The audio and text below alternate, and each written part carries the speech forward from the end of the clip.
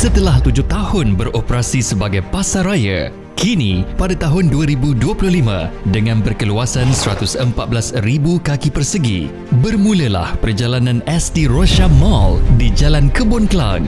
When ST Rosyam Mart opened at one new place, we found out we're able to pull a lot of crowd and traffic to the area.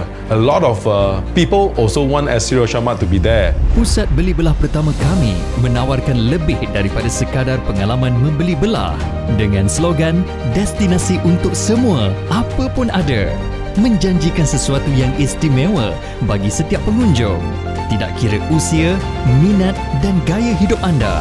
Saya rasa teruja bila Dr. Rosyam buka mall dekat sini. Paling bagus 24 jam. I harap lepas ni ST Rosyam Mart akan tapau seluruh Malaysia supaya semua boleh jimat berbelanja dekat ST Rosyam Mart. Berbelanja di ST Rosyam Mart, dompet abang selamat.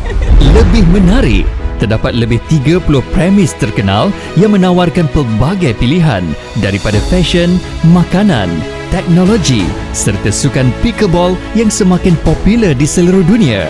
Gelanggangnya bakal beroperasi 24 jam di ST Rosyam Mall. Nak smartphone? Ada. Nak gadget? Ada. Nasi lemak burung hantu? Ada. Nak minum? Ada. Hair salon? Ada.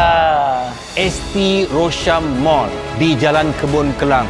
Kita ada ST Rosyam Mart yang terbesar dalam ST Rosyam Mall ni. Destinasi untuk semua, apa pun ada.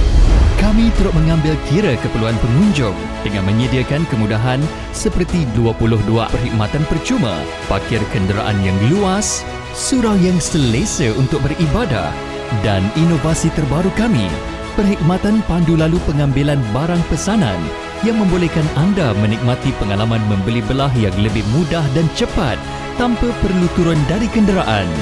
Hadiah tahunan 1.5 juta ringgit.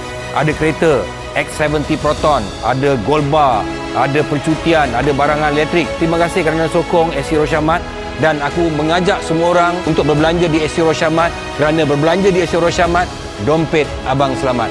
Dengan itu, kami berusaha untuk menjadikan pengalaman membeli belah anda lebih menyenangkan dari awal hingga akhir. Destinasi untuk semua, apa pun ada.